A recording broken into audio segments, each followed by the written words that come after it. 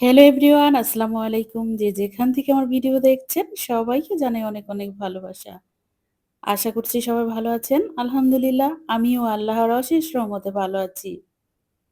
আজকে আমি পিঠা তৈরি করব। দেখিয়ে দিব আমার ভিউয়ার্স আপুদেরকে আমি কিভাবে নারকেলের পুর তৈরি করি আর কিভাবে নারকেলের পুর ভিতরে দিয়ে কাটা পিঠা বানাই। দেখতে থাকো। আমি এখানে মেজারমেন্ট কাপের ১ কাপ গুড় নিয়েছি। আর নিয়েছি সামান্য পরিমাণে লবণ, আর নিয়েছি লং এলাচি, এলাচ আর তেজপাতা।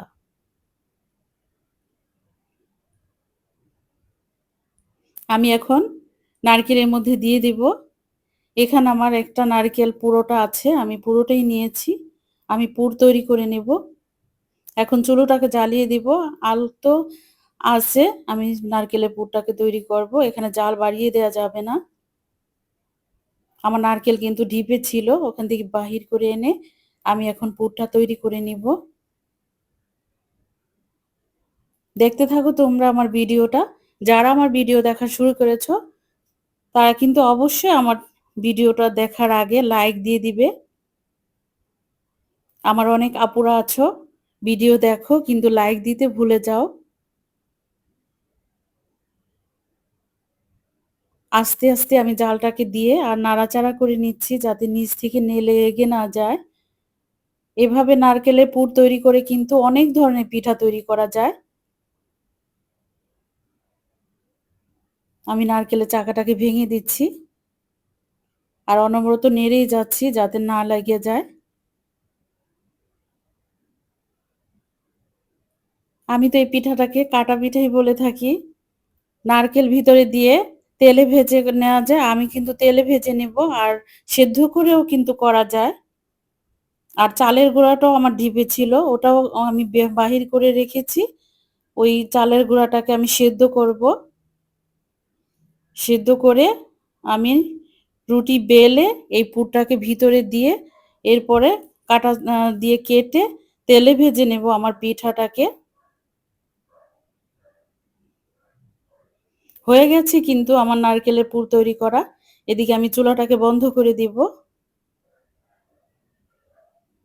এই যে মেজারমেন্ট কাপের ১ কাপ চালের গুঁড়ো নিয়েছি। এখানে প্রায় কিন্তু আধা কেজির চেয়ে একটু কম হবে।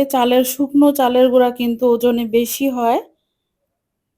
যখন আমি এই আটা সেদ্ধ করব, এটাকে কাইও বলা হয়। আমি পানি দিয়ে দিচ্ছি প্রায় আধা কেজি পরিমাণের মতো। এখন পানিটাকে বলক তুলে নেব। জালটা ধরিয়ে দিয়েছি।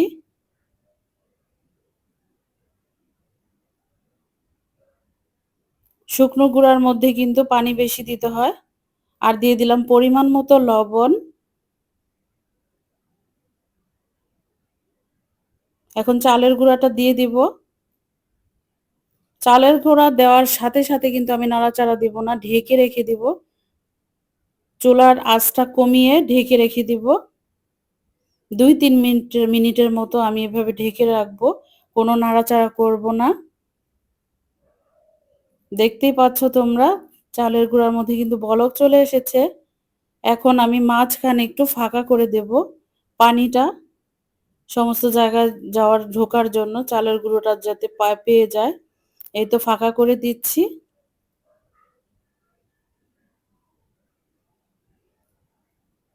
পুরোটা নাড়াচাড়া দিচ্ছি না। কিছুক্ষণ পরে আবার আমি পুরোটা পানি মিক্স করে নেব আমার চালের গুঁড়ার সঙ্গে। এখন মিক্স করে দিচ্ছি।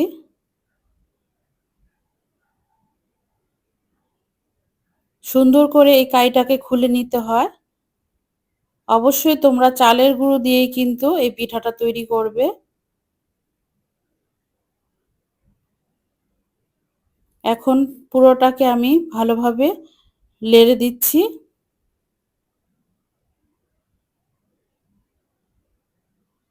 হয়ে গেছে কিন্তু আমার চালের গুঁড়াটা সিদ্ধ করা, কাই খোলা হয়ে গেছে। এখন আমি অনবরত নাড়াচাড়া দিয়ে রাখবো। এরপরে একটা পেলার মধ্যে আমি ঢেলে নিব সবগুলো। নিচে যাতে না লাগে সেদিকে লক্ষ্য রাখতে হবে। আমি পুরোটা কিন্তু ঢেলে নিয়েছি আমার পেলার ভিতরে। এখন আমি হাত দিয়ে সুন্দরভাবে নাড়াচাড়া করে এটাকে মথে নিব। সফট একটা ডো তৈরি করব। এই যে খুব সফট হয়েছে আমার এই ডোটা। কিছুক্ষণ রেখে দিব। এরপর আমি রুটি বেলবো এটাকে। ভিজা কাপড় দিয়ে ঢেকে রাখা যায়। আমি সেভাবে রাখিনি। একটা ঢাকনা দিয়ে রেখে দিয়েছিলাম। এটা ব্যাক ক্যামেরাতে আমি করেছি। আর এই কাঁটাটা নিয়েছি আর বেলুন নিয়েছি রুটি বেলবো। এক্সট্রা কিছু চালের গুঁড়া নিয়েছি রুটি বেলার জন্য। দেখতে থাকো, আমি এই টাইলসের মধ্যেই রুটি বানিয়ে নেব। একটা রুটি বেলে আমি তোমাদেরকে দেখিয়ে দেব কিভাবে এই পিঠাটা তৈরি করতে হয়, কিভাবে কাটতে হয়। অবশ্যই যারা আমার ভিডিও নতুন দেখছো তারা কিন্তু আমার ভিডিওটা লাইক দিয়ে পুরোটা ভিডিওর সাথে থাকবে আর পুরোটা ভিডিও ওয়াচ করে দিবে। যারা ভালোবেসে আমার ভিডিও সবসময় দেখো তাদের জন্য কিন্তু অনেক অনেক ভালোবাসা রইলো আমার তরফ থেকে। আমি রুটি বেলে নিব। রুটি যে যেভাবে পারো ওভাবেই করে নিবে। রুটি কিন্তু বাঁকা হলেও সমস্যা নেই। কারণ কেটে নিব আমি নারিকেলের পুর ভরে। ছোট সাইজ করা যায়, বড় সাইজ করা যায়, যে যেভাবে করো ওভাবেই হয়ে যাবে পিঠা। তবে নারিকেল চালের গুঁড়ার কাইটা কিন্তু পারফেক্ট হতে হবে।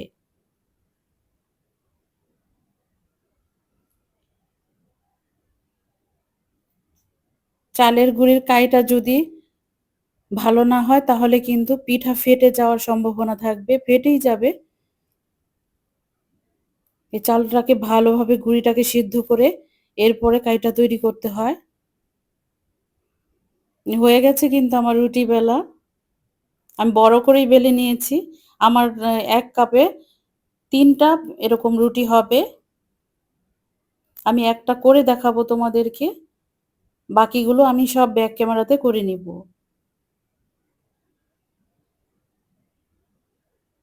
আর এই পিঠা কিন্তু খেতে অনেক মজা হয়, ক্রিসপি হয়। একটু কালারিং করে ভেজে নিবে তোমরা। খুবই ক্রিসপি হয় আর ভালো লাগে। কয়েকদিন রেখেও খাওয়া যায় এই পিঠা। নষ্ট হয় না সহজে। নরমাল টেম্পারেচারে রেখে দিবে এই পিঠাগুলো বানিয়ে।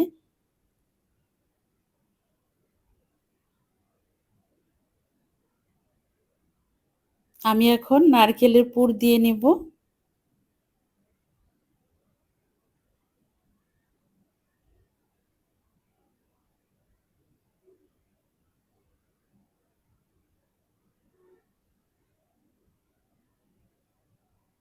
আমি একটু বড় বড় সাইজের পিঠা বানাবো তাই নারকেলের পুর বেশি করে দিয়েছি।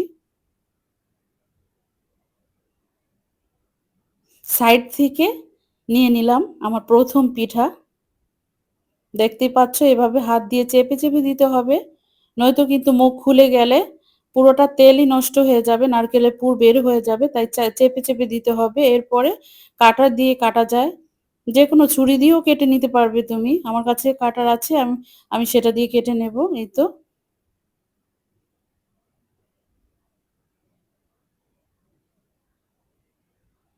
দেখতে কিন্তু দারুণ লাগে তাই না? খেতেও কিন্তু আলহামদুলিল্লাহ ভালো লাগে এই পিঠাগুলো। অনেকেই এভাবে তৈরি করতে পারো। আর যারা পারো না তারা আমার এই রেসিপিটা দেখে তৈরি করে নিবে। অনেক সহজ, অনেক সহজেই হয়ে যায় এই পিঠাগুলো। ঝামেলা ছাড়াই কিন্তু এই পিঠাগুলো তৈরি করে নেওয়া যায়। আমি একে একে সবগুলো বানিয়ে নিব।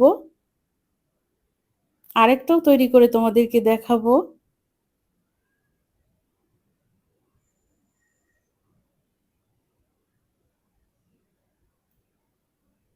যেই সাইড রুটি আমি তো ১ম টা করেছি। এখন আমি যেই সাইড দেখেছি যে এই সাইড নিলে পিঠাটা সুন্দর হবে, আমি ওভাবেই নিয়ে নিলাম। আবার চেপে চেপে দিচ্ছি যাতে পিঠার মুখটা না খুলে যায়। অবশ্যই তোমরা কিন্তু চেপে চেপেই দিবে আঙ্গুল দিয়ে। হয়ে গেছে, আমি কেটে নিচ্ছি। আমি একে একে সবগুলো পিঠা বানিয়ে নেব, এরপরে তেলে ভাজবো। দেখতেই পাচ্ছ এটাও কিন্তু দারুণ হয়েছে।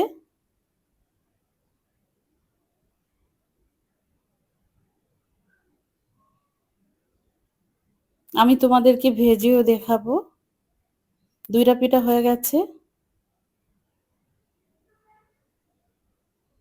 আমি ওই অংশ দিয়ে আরেকটাও বানিয়ে নিয়েছি। দেখতেই পাচ্ছ আমার সবগুলো পিঠা হয়ে গেছে। এদিকে তেল গরম দিয়েছি। আমার ১ কাপে যে কটা পিঠা হয়েছে একসঙ্গে আমি বানিয়ে নিয়েছি। এখন ভেজে নিব।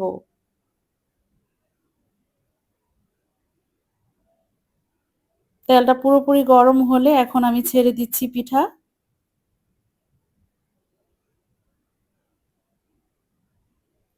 আমি এখানে কয়েকটি পিঠাই দিয়ে দিচ্ছি। কারণ আমার পাত্রটা বড় ছিল তাই। এই পিঠাগুলো ছোটও করে নেওয়া যেত। আমি বড় করে নিয়েছি তাড়াতাড়ির জন্য। তোমরা যার যেভাবে খুশি করে নিবে। ১ পিঠ হয়ে গেছে। আমি একটু ক্রিস্পি করব উপর থেকে। তাই জালটাকে বাড়িয়ে দিয়েছি। আরেকটাও দিয়ে দিলাম। এই তো। তোমরা এভাবে করে খুব সহজে, খুব দ্রুত ঝটপট এই পিঠাটা তৈরি করে নিতে পারো। আলহামদুলিল্লাহ খেতেও ভালো লাগে আর বানাতেও কিন্তু খুব সহজ। আমার কাছে তো কোনো কষ্টই লাগেনি আর এত সহজ মনে হয়েছে যে আবার বানিয়ে খেতে পারবো ইনশাআল্লাহ, বানাবো।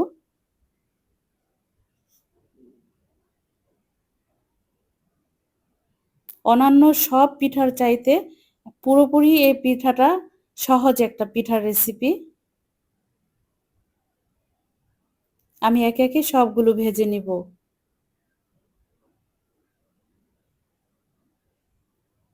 এক পিঠ ভালোভাবে হয়েছে পরে উল্টিয়ে দিয়েছি। খুবই ক্রিস্পি হয়েছে।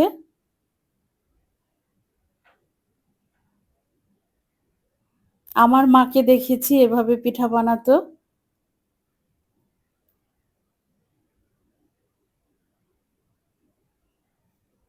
আমার ভালোবাসার ভিউয়ার্স আপু তোমরা আমার রেসিপি দেখে এভাবে পিঠা তৈরি করবে আর আমাকে কমেন্টে জানিয়ে দিবে যে তোমাদের কাছে আমার রেসিপিটা কেমন লেগেছে।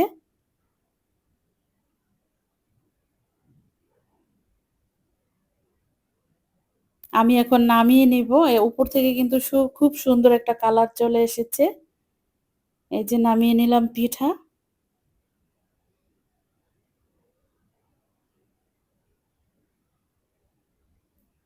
সেম এই কালারটা যখন তোমাদের পিঠার মধ্যে চলে আসবে তোমরা ওই অবস্থাতেই নামিয়ে নিবে পিঠাগুলো। এর চেয়ে যদি বেশি কড়া করে ভাজা হয় তাহলে কিন্তু তিতে হয়ে যায়। পারফেক্ট করে ভেজে নিলাম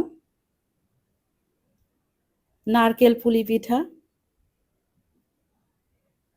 আমি আশা করি তোমাদের কাছে আমার রেসিপি অনেক সহজ মনে হবে। তোমরা এভাবে করে নিবে তোমাদের পিঠাগুলো।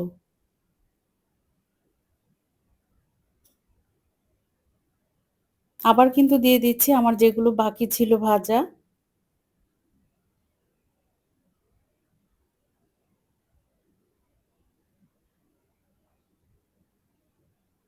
এই পিঠাগুলো আমি গরম পানিতে সিদ্ধ করেও নিতে পারতাম। ওইভাবেও কিন্তু করা যায়। এই তো হয়ে গেছে আমার পিঠাগুলো। দেখিয়ে দিলাম ১ কাপ চালের গুঁড়ো দিয়ে আমার কতগুলো পিঠা হয়েছে। আলহামদুলিল্লাহ। খেতে ভীষণ মজা ছিল, ভীষণ মজা ছিল। আমি একটি খেয়ে দেখেছি।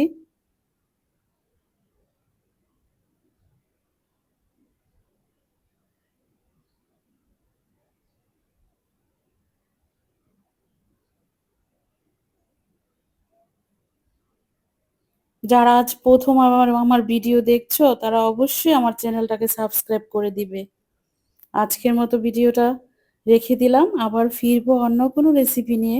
ভালো থাকো। আল্লাহ হাফেজ।